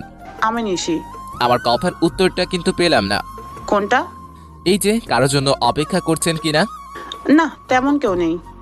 ও, আপনার কেউ আছে? জি আছে। কে সে? ওই যে দেখছেন একটা ছেলের পাশে একটা মেয়ে বসে আছে, ওইটা। মানে আপনার গার্লফ্রেন্ড আরেকজনের সাথে বসে কথা বলছে আর আপনি এখানে বসে আছেন? ব্যাপারটা ঠিক হজম হলো না। সে অনেক কাহিনী, অন্য একদিন বলবো। ফ্রেন্ডস। ফ্রেন্ডস। আমি নিশির সাথে গল্প করতে লাগলাম। এদিকে ইরা রিয়াদ, ইরার ফ্রেন্ড, এর সাথে কথা বলা বাদ দিয়ে আমার এর দিকে তাকিয়ে আছে। তখন রিয়াদ বলল, কিরে কি হলো, ওইদিকে কি দেখিস? কিছু না। তোর কি হয়েছে বলতো? কিছু হয়নি, তুই যা, আমি পরে কথা বলবো, এখন আমার ভালো লাগছে না। রিয়াদ চলে গেল। এরা ইমনকে কষ্ট দিতে গিয়ে এখন নিজেই কষ্ট পাচ্ছে। ইমনকে ওই মেয়েটার সাথে হেসে হেসে কথা বলতে দেখে ইরার আর সহ্য হলো না। সে তার আপুর কাছে গেল। তখন তার আপু বলল, কিরে তুই এখানে, ইমন কই? আছে, চল বাসায় যাব। এখনই একটু পর যাই, তুই বস এখানে। বলছি না বাসায় যাব, তাড়াতাড়ি উঠ। দুলা ভাই উঠেন তো। আচ্ছা, ইরা যখন বলেছে চলো চলে যাই, কিন্তু ইমন কই? আপনারা দাঁড়ান, আমি ডেকে আনছি। ইরা ইমনের কাছে আসলো। কথা বলা শেষ হলে চলুন, বাসায় যাব। আচ্ছা চলো। আমি নিশিকে পরে চলে আসলাম। আসার সময় অবশ্য ওর নাম্বারটা নিয়ে এসেছি। বাসায় আসলাম। আসার সময় অবশ্য ইরার মুখটা দেখার মতো ছিল। মাঝে মাঝে আমার দিকে রাগি লুকে তাকাচ্ছিল, মনে হচ্ছে চোখ দুটো দিয়ে খেয়ে ফেলবে। বাসায় এসে ফ্রেশ হয়ে নিচে গেলাম। সবাই একসাথে খাওয়া দাওয়া করলাম। ইরাও ছিল সাথে। রাতে ঘুম আসছিল না, তাই ছাদে গিয়ে দাঁড়ালাম। পকেট থেকে একটা সিগারেট বের করলাম আর রাতের আবহাওয়াটা উপভোগ করতে লাগলাম। সিগারেট খাওয়ার আমার নেশা না, দিনে একটা দুইটা আর না খেলেই নাই। হঠাৎ একটু পর কারো পায়ের আওয়াজ পেলাম। সিগারেটটা লুকিয়ে ফেললাম। ইরা ছাদে উঠল। সিগারেটটা দূরে ফেলে দিতে চাইলাম, কিন্তু দিলাম না। দেখিও কি করে। ইরা ছাদের এক কোণে চলে গেল। আমি ওখানে দাঁড়িয়ে সিগারেট খেতে লাগলাম। তখন ইরা বলল, এটা কি আপনার বাসা যে এখানে সিগারেট খাচ্ছেন? না, কেন? এখানে সিগারেট খাওয়া বারণ নাকি? হ্যাঁ বারণ। আর এই ছাদে যার তার আসাও এলাও না, এক্ষুনি নেমে যান। তাহলে আমি যার তার মধ্যে পড়ি? হ্যাঁ, আমার তো সেটাই মনে হয়। ও ভালো তো, কথায় ভালোই বিষ টালতে শিখে গেছো। যাই হোক, আমি নেমে যাচ্ছি। কথাটা বলে নিচে চলে আসলাম। ইরাদের বাসার পাশে একটা চায়ের দোকান আছে। ভাবিকে বলে ওখানে গেলাম। গিয়ে একটা সিগারেট কিনে খেতে লাগলাম। ইরা ছাদ থেকে আমার দিকে তাকিয়ে আছে। অন্ধকারে ওকে দেখতে না পেলেও চাঁদের আলোয় ওর ছায়াটা ঠিকই দেখা যাচ্ছে। সিগারেটের ধোঁয়ায় ইরার দেওয়া বিষগুলোকে মন থেকে বের করার চেষ্টা করতে লাগলাম। কিছুক্ষণ পর বাসায় ঢুকলাম। ভিতরে ঢুকে দেখি ইরা দাঁড়িয়ে আছে। ওর মুখোমুখি না হয়ে রুমে চলে গেলাম। গিয়ে শুয়ে পড়লাম। কোনোভাবেই হার মানতে চলবে না, পুরো চেষ্টা করতে হবে। কোনো মতেই আমি ইরাকে আমার জীবন থেকে আলাদা হতে দিব না। এসব ভাবতে ভাবতে ঘুমিয়ে পড়লাম। সকালে ঘুম থেকে উঠে ফ্রেশ হয়ে নিচে গেলাম। ভাইয়া নাস্তা করছে, পাশে সিনথিয়া আর ইরাও আছে। আমি গিয়ে সিনথির পাশে বসলাম। আমি আমার মতো খেতে লাগলাম। এরই মধ্যে সিনথি আমার কানের কাছে আসলো আর বলল, ভাইয়া আপনি আর আমি আজ ঘুরতে যাব। পাশ থেকে কথাটা হয়তো ইরা শুনতে পেল। ইরা সিনথির দিকে রাগি লুকে তাকালো। ওর চোখ দেখে সিনথির যায় যায় অবস্থা। তখন ইরা সিনথিকে বলল, এত কথা কিসের? খাওয়ার সময় যা, উপরে যা। তখন ইরাকে ভাবি বলল, আরে ওকে খেতে দে আগে। না, ওর খাওয়া লাগবে, তুই উপরে যা। সিনথি ভয় পেয়ে উপরে পালালো। ইরা আমার দিকে একবার তাকিয়ে উঠে গেল। ওর চোখ দিয়ে মনে হয় আগুন ঝরছে। সারাদিন ইরার সাথে কোনো কথাই হয়নি। বিকেলে বাজারে যাওয়ার জন্য বের হলাম। তখনই সিনথি আসলো আর বলল, ভাইয়া কই যান? একটু মার্কেটে যাব। ও আমিও যাব, চলুন, আমার কিছু কেনাকাটার আছে। আমি আর সিনথি বেরিয়ে পড়লাম। মার্কেটে গিয়ে সিনথি কেনাকাটা করতে লাগলো। তখনই একটা শপে একজোড়া পায়েল দেখে খুব পছন্দ হলো। আমি পায়েলগুলো ইরার জন্য কিনে নিলাম। ইরার পায়েল অনেক পছন্দ। আমরা মার্কেট থেকে বেরিয়ে আসব। তখনই দেখলাম ইরা মার্কেটের ভিতরে যাচ্ছে। ভাবলাম এখনই পায়েলগুলো ওকে পরিয়ে দেই, তাই ওকে ডাকতে লাগলাম। কিন্তু ও না শোনার ভান করে চলে যেতে লাগলো। আমি দৌড়ে গিয়ে ওর হাতটা ধরলাম। কি হলো, এতক্ষণ ধরে ডাকছি, শুনতে পাচ্ছ না? জানোয়ার, রাস্তাঘাটে মেয়েদের দেখলেই হাত ধরার ইচ্ছা হয়। কুত্তা, বাবা মা শিক্ষা দেয়নি? তোর মতো ছেলেদের জন্মের ঠিক নেই, সেই জন্য তোরা এমন করিস। আরেকদিন যদি দেখি তাহলে বুঝতে পারবি। কথাগুলো বলে ইরা চলে গেল। আমি ওখানে ঠাই দাঁড়িয়ে রইলাম। আশেপাশে সব মানুষ সবাই আমার দিকে তাকিয়ে রয়েছে। অজান্তে চোখ দিয়ে পানি পড়তে লাগলো। ইরা এমনটা করতে পারলো, হয়তো ভুলটা আমারই। কিন্তু আমার বাবা মা নিয়ে না বললেই পারতো। আজ বুঝে গেলাম ওর মনে আমি আর নেই। হঠাৎ করে কাঁধো কারের হাতে স্পর্শ পেলাম। তাড়াতাড়ি করে নিজের চোখের জল মুছে ফেললাম। তাকিয়ে দেখি সিনথি। ভাইয়া আপু তোমার সাথে এমন করলো কেন? আমি ভাবতেও পারিনি আপু এমন করবে। তুমি তো খারাপ কিছু করনি। আরে বাদ দাও তো, আমি কিছু মনে করিনি। সেটা তোমার চোখ দেখেই বুঝতে পারছি। আমি আপুর ব্যাপারে অনেক লজ্জিত। আমি আপুর হয়ে তোমার কাছে ক্ষমা চাইছি। আরে কি বলছো? তুমি কেন ক্ষমা চাইতেছো? তুমি তো কিছু করনি। সব দোষ আসলে আমার ভাগ্যের। বুঝলাম না। আসলে কি জানো, মানুষ যখন কাছে কিছু পায় তার মর্যাদা দিতে পারে না, আর যখন সেটা চলে যায় তখন সেটা তার কাছে অনেকটা দামি হয়ে যায়। আর কিছু সময় উপর থেকে সেটা লেখা থাকে না। আমার ক্ষেত্রে হয়তো উপরওয়ালার মর্জি। কারোর মনে জায়গা করে নিতে উপরওয়ালার মর্জি থাকা লাগে নাকি? হয়তো বা না, কিন্তু সম্পর্কটা একটা পরিণতি পেতে গেলে, একটা হ্যাপি এন্ডিং এর জন্য তার আদেশ থাকা লাগে। তার ইচ্ছে না থাকলে রাস্তা একসাথে আসলেও ঠিকানাটা আলাদা হয়ে যাবেই। তোমার কথা কিছুই বুঝতে পারলাম না। একদিন বুঝতে পারবা, চলো বাসায় যাই। চলো। বাসায় আসলাম, ভাবি আমাদের কাছে আসলো আর আমাকে বলল, কিরে তোর গালে কিসের দাগ? তখন ভাবিকে সিনথি বলল। জানো আপু, ইরা আপু না। কথাটা বলার আগেই আমি সিনথিকে থামিয়ে দিলাম। কিছু না ভাবি, গালে একটা মশা বসেছিল, ওটাকে মারতে গিয়ে দাগ পড়ে গেছে। ভাবি আমার দিকে তাকালো। যা উপরে গিয়ে ফ্রেশ হয়ে নে। উপরে এসে শুয়ে পড়লাম। কি এমন ভুল করেছিলাম যে ইরা আমার সাথে এমনটা করলো? ভেবেছিলাম ওর অভিমানের জন্য হয়তো এমনটা করতেছে, কিন্তু এখন বুঝতে পারছি ইরা আর আমাকে ওর জীবনে চায় না। তাহলে ওর ইচ্ছেটাই থাক। নীরবে কেঁদেই চলেছে। কেন জানি না নিজেকে খুব একা লাগছে। মনে হচ্ছে জীবন থেকে কিছু একটা চিরদিনের মতো হারিয়ে গেল। শত চেষ্টায়ও তাকে আটকে রাখতে পারলাম না। চারিদিকটা কেমন যেন অন্ধকার হয়ে আসছে। চোখের পাতাগুলো জলে ভিজে গেছে। ভালোবাসা আমার সাথী না হলেও কষ্টগুলো আজ আমার সাথে ঠিকই আছে। ভালোবাসার সবচেয়ে বড় পাওনাটা হয়তো পেয়ে গেলাম। নিজেকে শেষ করে দেওয়ার ইচ্ছে করছে, কিন্তু সেটা করলে আম্মু আব্বু ভাইয়া ভাবিকে ধোকা দেওয়া হবে। তাই এই যন্ত্রণা নিয়েই সারা জীবন হয়তো কাটিয়ে দিতে হবে। সারা রাত কেঁদেই গেলাম। বাইরে খেয়ে এসেছি বলে ভাবি আর ডাকেনি। জ্যোৎস্না রাতে জানালার পাশে বসে আছি। চাঁদের আলোয় কেমন যেন একটা মায়া আছে। আজ বুঝলাম কেন জ্যোৎস্না রাতে চাঁদ সবার পছন্দ। রাতের একলা সময় পুরনো কথাগুলো মনে করিয়ে দেয়, তা ভালো হোক বা খারাপ। রাতের আকাশ কখনো কাউকে একা রাখে না, সাথে রেখে দেয় কিছু কষ্টদায়ক পুরনো স্মৃতি। সারা রাত ঘুমাতে পারলাম না। সকালে ফ্রেশ হয়ে নিচে গেলাম। চোখের নিচে কালো দাগ পড়ে গেছে। মাথাটা কেমন যেন ঝিনঝিন করছে। ভাবির সাথে কথা বলে বাইরে চলে আসলাম। বাইরে এসে চায়ের দোকানের দিকে যেতে লাগলাম। হঠাৎ কি যেন মনে হলো, পিছনে তাকিয়ে দেখি ইরা আসছে। আমি কিছু না বলে এক দোকান থেকে এক প্যাকেট সিগারেট কিনে একটা সিগারেট ধরিয়ে পার্কের দিকে গেলাম। একটু পর ইরা ওর কিছু বান্ধবীর সাথে পার্কে এলো। আমি ওকে দেখে মাথা নিচু করে রইলাম আর নীরবে সিগারেট খেতে লাগলাম। হঠাৎ করে চোখ দিয়ে জল পড়তে লাগলো। তাড়াতাড়ি জল মুছে বড় একটা নিঃশ্বাস নিলাম। তারপর আরেকটা সিগারেট ধরালাম। এদিকে ইরা ইমনকে সিগারেট কেনা দেখে ওর পিছনে আসে, সাথে কিছু ফ্রেন্ডকেও নিয়ে আসে যাতে ইমন বুঝতে না পারে। ইরা ইমনের দিকে এক দৃষ্টিতে তাকিয়ে আছে। কালকের ঘটনাটার জন্য ইরাও সারা রাত ঘুমাতে পারেনি। সারা রাত ইমনের জন্য কেঁদেছে। কালকে যে ওর সাথে এমন ব্যবহার করলাম, আজ আমার জন্যই ও কষ্ট পাচ্ছে। সব আমার জন্য। কোন মুখে ওর কাছে যাব? এসব কথা ভাবতে ভাবতেই ইরা কেঁদেই ফেলল। তখন ইরার ফ্রেন্ডস বলল, কি রে, কাঁদছিস কেন? ইরা কেঁদেই চলেছে। আরে বলবি তো। ইরা আর ওই জায়গায় না থেকে বাসায় চলে আসে। বাসায় এসে দরজা বন্ধ করে কাঁদতে থাকে। তখন ইমন একটু পর সামনে তাকিয়ে দেখে ইরা নেই। সারাদিন পর বিকেলে বাসায় যায়। ভাবি অনেকবার ফোন দিয়েছে কিন্তু ফোন ধরেনি। বিকেলের দিকে বাসায় গিয়ে দেখি ভাবি বসে আছে। ভাবি আমাকে দেখে বলল, কই ছিলি? বাইরে। কি হয়েছে তোর বলতো? কাল বাজার থেকে আসার পর থেকে কেমন যেন হয়ে গেছিস। কিছু হয়নি। উপরে যা, তোর সাথে আমি একটু পর কথা বলছি।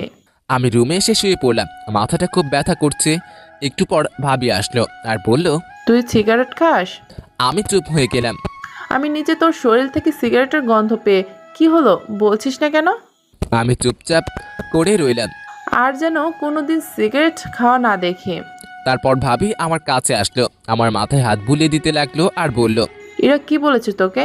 কিছুই বলেনি। তুই বলবি না জানি আমি।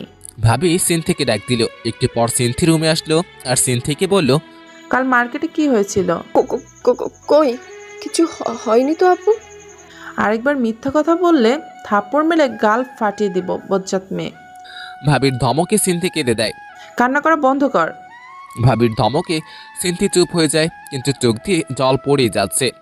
এখন বল কাল কি হয়েছে? একটাও যদি মিথ্যা কথা বলছিস তাহলে আজ তোর একদিন কি আমার একদিন। সিনথি সব কথা ভাবিকে বলে দেয়। ভাবি রেগে আগুন হয়ে যায়। আমার হাত ধরে ইরার রুমে নিয়ে যেতে লাগলো। ভাবি আমার কথাটা শুনো, ইরার কোনো দোষ নেই, আমি ওর হাত ধরেছিলাম। তাতে কি হয়েছে? এর আগে মনে হয় তুই ওর হাত ধরিসনি, আর হাত ধরেছিস বলে তোকে মারবে, বাবা মা তুলে গালি দিবে। ভাবি আমার কথাটা তো শোনো একবার। একদম চুপ করে থাকবে। ভাবির এমন রূপ কোনো দিন দেখিনি। ভাবি রেগে একদম আগুন হয়ে আছে। ভাবি আমাকে ইরার রুমে নিয়ে গেল। ইরা জানালার পাশে দাঁড়িয়ে আছে। তখন ভাবি ইরাকে বলল, তুই কাল ইমনকে কেন মেরেছিস? ও কোন সাহসে আমায় হাত ধরেছিল? চুপ, তোকে নিজের বোন বলতে ঘৃণা করছে। তুই জানিস ইমন তোকে কতটা ভালোবাসে, তাও তুই ওকে অপমান করলি, ওর বাবা মা নিয়ে গালি দিলি। ওর বাবা মা এখন আমারও বাবা মা। তুই এতটা নীচ হয়ে গেছিস জানতাম না। ইরা নীরবে কান্না করে যাচ্ছে। আজ থেকে তোর সাথে আমার কোনো সম্পর্ক নেই, আমারই ভুল। আমি কেন ইমনকে এখানে আনতে গেলাম? কালকেই আমরা এখান থেকে চলে যাব, তারপর আর ও কোন দিন এই বাসায় আসবো না। ইরা কোনো কথাই বলছে না, শুধু কান্না করছে। তখন ভাবি ইমনকে বলল, ইমন ভাই আমার, মাফ করে দে আমায়। আমার বোন এমনটা করবে আমি ভাবতে পারিনি। আমি ওর হয়ে তোর কাছে মাপ চাইছি। কি করছো ভাবি? তুমি আমার বড়, তোমার মাফ চাওয়া মানায় না। ভাবি ওখান থেকে চলে গেল। আমি ইরার দিকে একবার তাকালাম। ইরা আমার দিকে তাকিয়ে আছে, চোখ দিয়ে জল পড়ছে, যেন কিছু বলতে চাইতেছে। ওর মুখটা খুব মায়াবী লাগছে, কিন্তু এই মায়ায় আর জড়িয়ে লাভ নেই। আমার রুমে চলে আসলাম। একটু পর ভাবি এসে আমার কাপড় গুছিয়ে দিতে লাগলো। ভাবি, ও তো তোমার নিজের বোন, তুমি কি ওর সাথে কথা না বলে থাকতে পারবা? এরকম বোনের দরকার নেই যে মানুষকে মানুষ মনে করে না। কিন্তু ভাবি। চুপ, একটাও কথা বলবি না। সব কাপড় গুছিয়ে দিয়েছি, কাল সকালে তাড়াতাড়ি বের হতে হবে। ঘুমিয়ে পড়। কথাটা বলেই ভাবি বেরিয়ে গেল। রাতে ঘুম আসছে না। জানালার কাছে গিয়ে দাঁড়িয়ে রইলাম। বাইরে হালকা বাতাস বইছে, পরিবেশটা মনোরম মনে হচ্ছে। হঠাৎ করেই ইরার জন্য কেনা পায়েল দুটোর কথা মনে পড়ল। ব্যাগ থেকে পায়েল দুটো বের করে নাড়াচাড়া করতে লাগলাম। ইরার জন্য বসে বসে একটা চিঠি লিখলাম। পায়েল আর চিঠিটা নিয়ে রুমে গেলাম। দরজা খোলা আছে। ভিতরে গিয়ে দেখি ইরা ঘুমিয়ে আছে। ওর পায়ের কাছে গিয়ে পায়েল দুটো পরিয়ে দিলাম। চিঠিটা পায়েলের সাথে আটকে দিলাম। কিছুক্ষণ পর খাটের পাশে বসে ওকে দেখতে লাগলাম। ওকে দেখে মন ভরছে না। অনেকক্ষণ বসে থাকার পর কপালে একটা মায়া এঁকে দিয়ে নিজের রুমে চলে আসলাম। সারা রাত ওর সাথে কাটানো কথাগুলো ভাবতে লাগলাম। কিভাবে যে রাত পেরিয়ে গেল বুঝতেই পারলাম না। সকালে এসে ভাবি ডাকলো। ঘুমের ভান করেছিলাম। ভাবি ডাক দেওয়ায় একটু পর উঠে ফ্রেশ হয়ে ব্যাগ নিয়ে নিচে গেলাম। যাওয়ার আগে ইরার রুমে গেলাম। ইরা এখনো ঘুমিয়ে আছে। ইরার পাশে গিয়ে বসলাম। মন ভরে ওকে দেখতে লাগলাম, তবে চুলগুলোর জন্য মুখটা ভালো করে দেখতে পারছিলাম না। চুলগুলো আলতো করে সরিয়ে দিলাম। তারপর ওর কপালে একটা ভালোবাসার পরশ এঁকে দিলাম। তখন ইরা নড়ে উঠল। পায়ের মধ্যে পায়েলের সাথে চিঠিটা দেখলাম। বুক বড় নিঃশ্বাস নিয়ে চলে আসলাম। নাস্তা করে বেরিয়ে পড়লাম। এদিকে ইরা ঘুম থেকে উঠে দেখে পায়ে পায়েল, আর পায়েলের ভিতরে একটা চিঠি। আর চিঠিটা খুব খুলে পড়তে লাগলো। ইরা, কি বলবো ভেবে পারছি না। আজ মনটা কেমন যেন করছে, খুব একা লাগছে। তোমার থেকে দূরে চলে যেতে হবে কোনোদিন ভাবিনি। সবটাই আমার ভুল। আমি হয়তো তোমার যোগ্য নাই, তাই হয়তো এমনটা হলো। সেদিন তোমার কথাগুলো কথা না বেশ ছিল, যেগুলো আমার মনটাকে ক্ষত বিক্ষত করে দিয়েছে। তোমাকে ভালোবাসার আমার কাছে কোনো কারণ ছিল না, আর ভুলে যাওয়ারও কোনো কারণ নেই। তাই তোমাকে কোনো দিনও ভুলতে পারবো না। কিন্তু তুমি আমার থেকে ভালো কাউকে পেলে হয়তো আমাকে ভুলে যাবে। আর আমাকে দেখে যেন পুরো কথা যাতে না মনে পড়ে, তাই আর তোমার সামনে কোনোদিন আর আমার ভালোবাসা নিয়ে আসবো না। সেটা নিয়ে চিন্তা করো না। পায়েলগুলো দেওয়ার জন্যই সেদিন তোমার হাতটা ধরেছিলাম, আর সেদিন বুঝতে পেরেছিলাম তোমার হাত ধরার ক্ষমতা আমার কোনোদিন হবে না। পায়েলগুলো তোমার জন্য কিনেছিলাম, তাই রেখে দিলে খুব খুশি হব। ভেবে নিও তোমার কাছে এইটা আমার শেষ চাওয়া। ভালো থেকো। আর আমার জন্য তোমার আর ভাবির সম্পর্কটা খারাপ হলো, তার জন্য আমি অনেক দুঃখিত। আশা করি আমার থেকে ভালো কাউকে নিজের জীবনে পাবে, যে আমার মতো জানোয়ার হবে না। ইতি ইমন। ইরা চিঠিটা নিয়ে বুকে জড়িয়ে ধরে কাঁদতে লাগলো। জীবনের সবচেয়ে বেশি যাকে ভালোবাসতাম সে আজ দূরে চলে গেল। কি করে বাঁচবো আমি? আমার আর বেঁচে থাকার অধিকার নেই। কেন বাঁচবো আমি? আর কার জন্যই বা বাঁচবো? আমি ভাবি আর ভাইয়া স্টেশনে বসে আছি। 30 মিনিট ধরে ট্রেন আসতে দেরি হচ্ছে। একটু পর ভাবির ফোনে একটা কল আসে। কিছুক্ষণ কথা বলার পর ভাবি চিৎকার দিয়ে ওঠে। কি হয়েছে ভাবি, কাঁদছো কেন?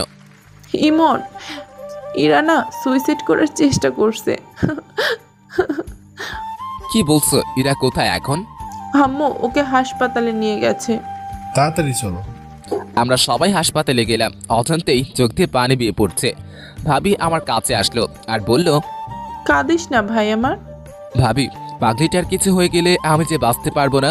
আমি তো ওর ভালো থাকার জন্য ওর থেকে দূরে যেতে চেয়েছিলাম, কিন্তু ও যে এমনটা করবে। ভাবি, ওর কিছু হবে না তো?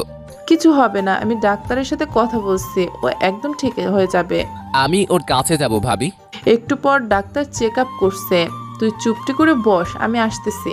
ভাবির কথা শুনে কিছুটা হলেও স্বস্তি পেলাম। কিছুক্ষণ পর ডাক্তার বের হলেন আর বলল, আপনারা পেশেন্টের সাথে দেখা করতে পারেন, কিন্তু এক এক করে।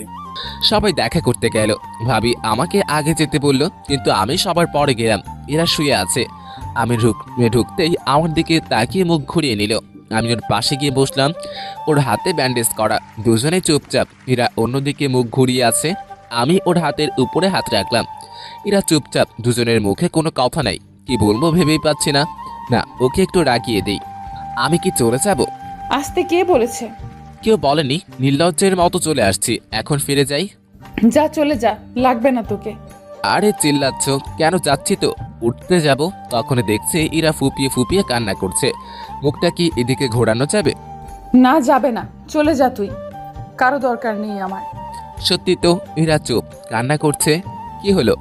ইরা আমার দিকে ঘুরলো, আমার চোখের দিকে তাকিয়ে আমাকে জড়িয়ে ধরলো, আমার বুকে মুখ গুজে কান্না করতে লাগলো। আরে এত কান্না কেউ করে কেন? চুপ কর, একদম কথা বলবি না। আরেকবার যদি আমাকে ছেড়ে যাওয়ার কথা বলিস তাহলে বুঝতে পারবি।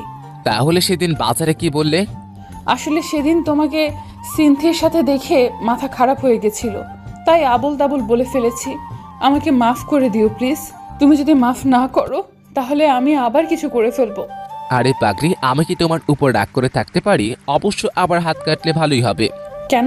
তাতে তোমার ওজনটা যদি একটু কমে। যে মোটু তুমি। কি? আমি মোটু? বলেই বুকে কামড়ে ধরলো। আরে আরে লাগছে তো, চাড়ক ছেড়ে দিল। এভাবে কেউ কামড় দেয়? ওসব বাদ দাও, এখন একটা কিস দাও তো।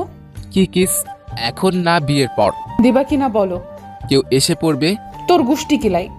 বলেই ইরা আমাকে টান দিল। আমি ইরার উপর পড়ে গেলাম। ইরা ঠোঁটের সাথে নিজের ঠোঁট লাগিয়ে দিল। 3 মিনিট পর ছেড়ে দিল। দুজনেই হাঁপাতে লাগলাম।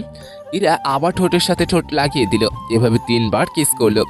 শেষমেশ ওকে ধাক্কা দিয়ে নিজের থেকে ছাড়িয়ে নিলাম। ইরা মুস্কি মুস্কি হাসতে লাগলো। আমি হাঁপাচ্ছি। এমন বারবার কেউ কিস করে? আমি করি? এখনই দম বন্ধ হয়ে যেত। হয়েছে, ঠং বাদ দাও। আমি ইরার পাশে বসলাম। বিকেলের দিকে ইরাকে বাসায় আনা হলো। গাড়ি থেকে নামার সময় ইরা ডাক দিল। কি হলো? আমার কেমন যে লাগছে, মাথাটাও ঘুরছে, আমি হাঁটতে পারবো না। তো কি করব? কোলে করে নিয়ে যাও।